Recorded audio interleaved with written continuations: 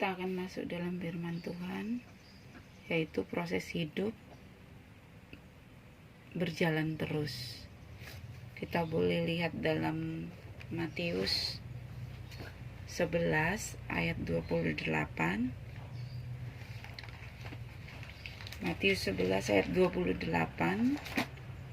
Demikian bunyinya, "Marilah kepadaku semua yang letih lesu dan berbeban berat, aku akan memberikan kelegaan kepadamu." Ini jaminan firman Tuhan yang Tuhan berikan kepada kita bahwa anak-anak Tuhan diberikan pengharapan besar dari Tuhan agar kita ini tetap bisa berjalan terus, bisa bersemangat terus untuk menyongsong kedatangan Tuhan dengan satu syarat, yaitu kita menyerahkan hidup kita kepada Tuhan. Kenapa kita harus menyerahkan hidup kita kepada Tuhan? Karena sesungguhnya kita tidak ada kemampuan dari diri kita sendiri untuk mengangkat beban-beban yang terjadi dalam kehidupan kita. Kekuatan yang dari Tuhan, hanya itulah yang membuat kita sanggup.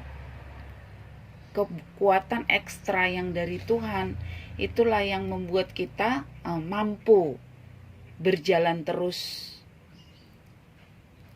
Nah, apa nanti yang terjadi dalam kehidupan kita apabila kita tetap berserah sepenuh kepada Tuhan? Yang pertama adalah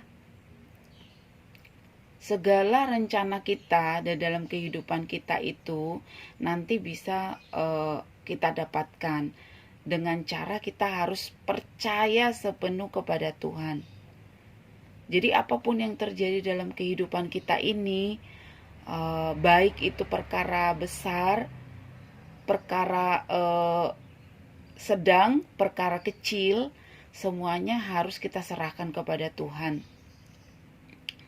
Perkara-perkara yang terjadi dalam kehidupan kita itu sering membuat kekuatan kita itu mengecil. Kekuatan kita itu berkurang. Ibarat seorang pelari gitu ya. Apabila dia tidak benar-benar fokus, maka dia nggak bisa melakukan larinya dengan sangat cepat. Nah, demikian juga dengan kita. Apabila kita tidak bisa percaya sepenuh kepada Tuhan, otomatis perjalanan hidup kita menuju Yerusalem baru akan tersendat-sendat. Yang harusnya kita untuk menuju ke sana penuh dengan kekuatan yang ganda, dengan segala permasalahan yang kita hadapin, akhirnya kita melemah. Akhirnya kita tidak bisa menang dan akhirnya kita dikalahkan oleh keadaan. Nah, yang kedua, apa yang bisa membuat kita bisa berjalan terus bersama dengan Tuhan? Yang kedua adalah respon kita harus benar di hadapan Tuhan. Walaupun mungkin kita sudah melakukan hal-hal yang baik, hal-hal yang benar, hal-hal yang sesuai dengan firman Tuhan, namun di perjalanan kita menemukan kendala-kendala baik dari orang-orang di sekitar kita, mungkin dari keluarga kita, orang terdekat kita. Kita tetap harus respon yang benar terhadap Tuhan. Kita tidak boleh menyesali apa yang sudah terjadi, tetapi kita tetap bersemangat. Kita terapi diri kita bahwa kalau aku tetap bersemangat di dalam Tuhan, Tuhan yang turut bekerja. Tuhan yang pegang pucuk pimpinan dalam kehidupanku. Kita terapi diri kita hari lepas hari agar kekuatan yang dari Tuhan itu bisa mengaliri kehidupan kita. Memang ini tidak mudah ya bagi kita menjalaninya, namun kita percaya karena firman Tuhan mengatakan kepada kita bahwa kita harus menyerahkan segala beban berat kita dan keletih lesuan kita kepada Tuhan, maka Tuhan akan memberikan kelegaan kepada kita. Kita percayai itu dengan sepenuh hati. Tidak bisa kita percaya kepada Tuhan hanya setengah-setengah.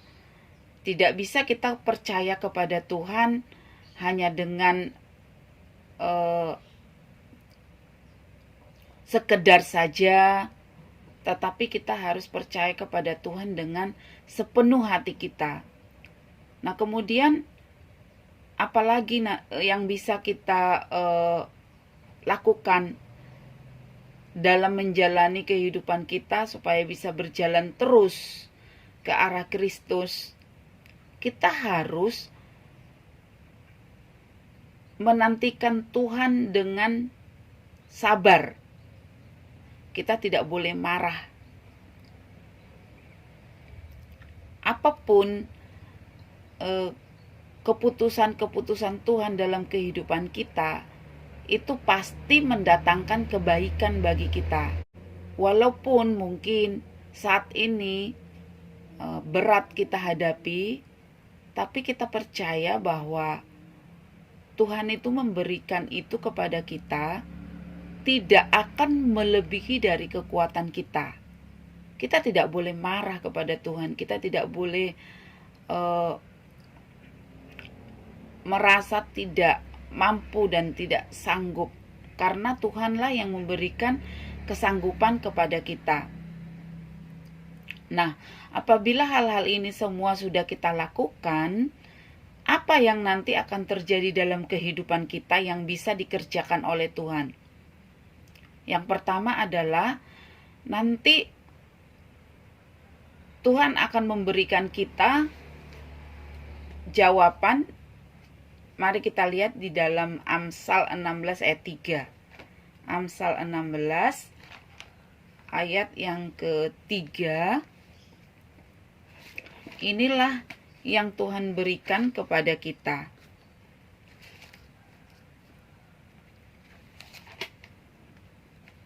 Yaitu, serahkanlah perbuatanmu kepada Tuhan, maka terlaksanalah segala rencanamu. Apa-apa yang menjadi rencana kita, apa-apa yang menjadi kerinduan kita, itu nanti akan terlaksana. Ya, dengan syarat yang seperti yang saya sampaikan tadi, bahwa kita harus menyerahkan segala perbuatan kita kepada Tuhan, segala jalan-jalan kita kepada Tuhan. Kita belajar untuk tidak mengambil keputusan sendiri tanpa bertanya terlebih dahulu kepada Tuhan. Ini sesuatu yang sangat bisa melegakan dalam kehidupan kita, karena manusia itu pasti memikirkan sesuatu hal yang baik di dalam kehidupannya ke depan, baik kehidupan rumah tangga, baik kehidupan bersosialisasi, baik kehidupan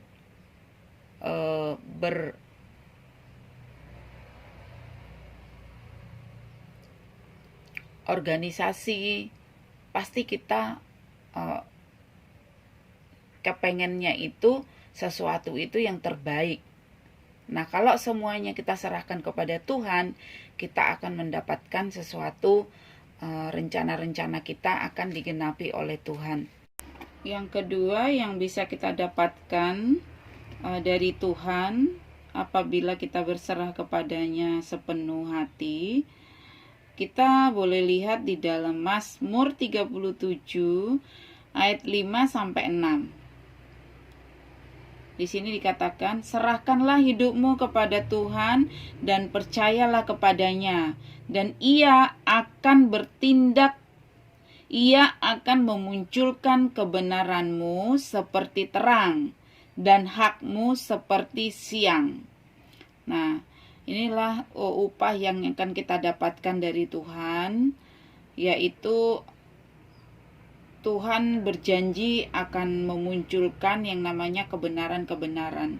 Seringkali dalam kehidupan kita ini, sesuatu kebenaran-kebenaran yang kita lakukan masih tersembunyi atau tertutup oleh karena ulah seseorang, oleh karena mungkin ada orang yang iri hati dan lain-lain gitu ya.